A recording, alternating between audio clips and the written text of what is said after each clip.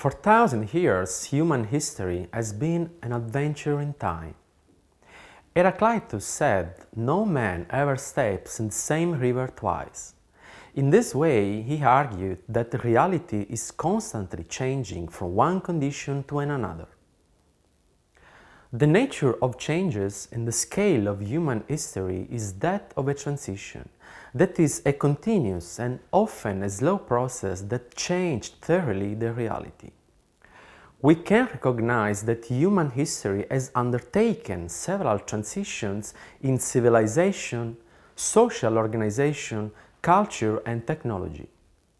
Especially, energy transitions refer to the diffusion of new technologies that change the way to supply energy sources and the end-use conversion. We already learned about past energy transitions. The one from biomass to coal, or the shift from the use of draft animals to internal combustion engines are relevant examples that involve both the replacement of resources and end-use converters.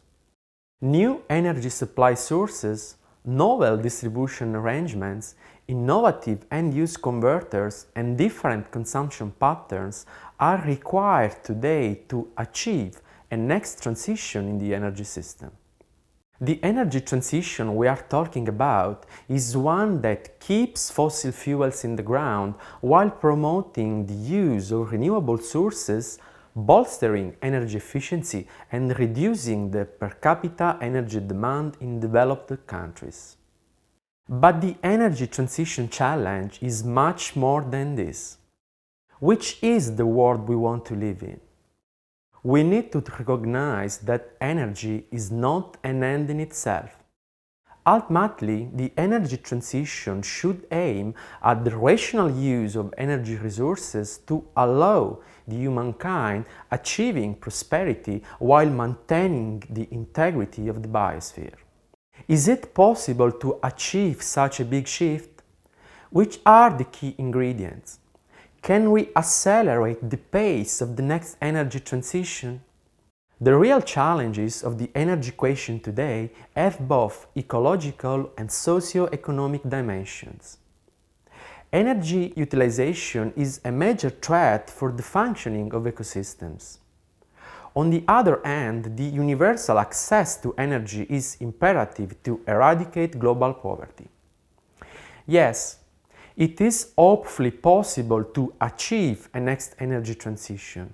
It is the inescapable task that we need to undertake urgently to preserve humankind.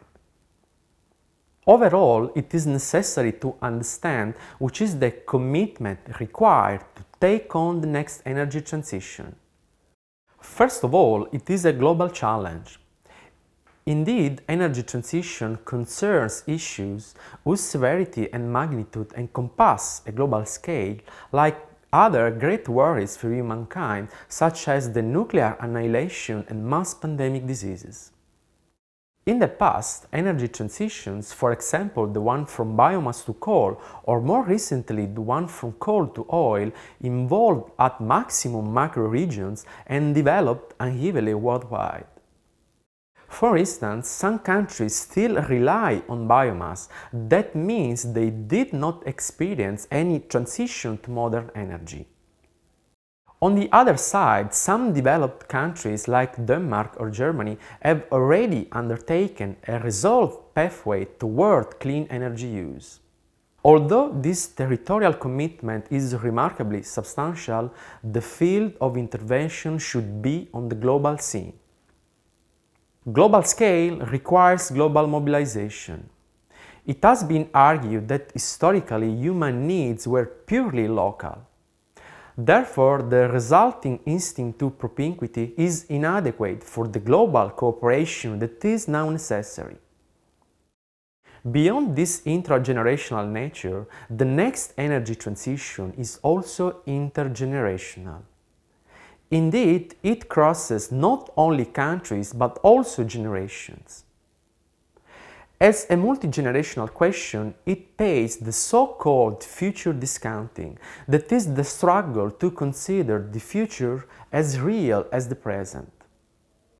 Most of people's worries are concerned only with close space horizons. Indeed, most of our commitment is about family and much less about the urban, national and world dimension.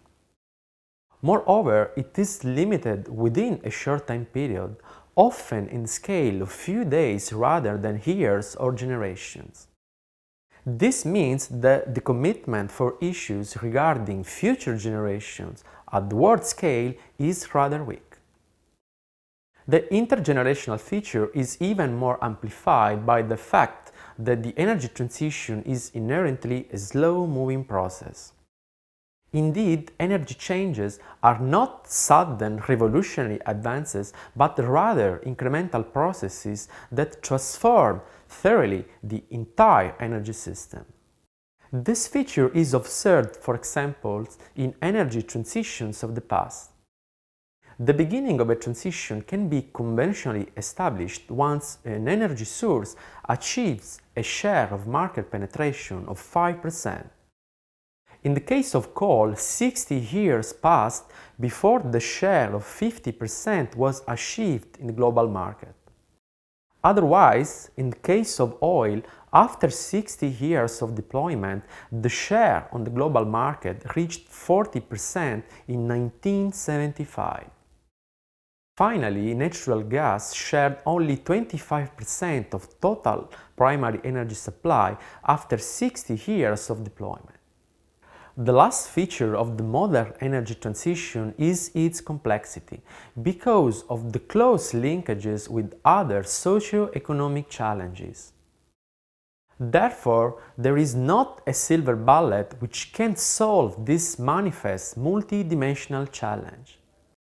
This means that the next energy transition has to be an integral process that must include two key dimensions: science and ethics.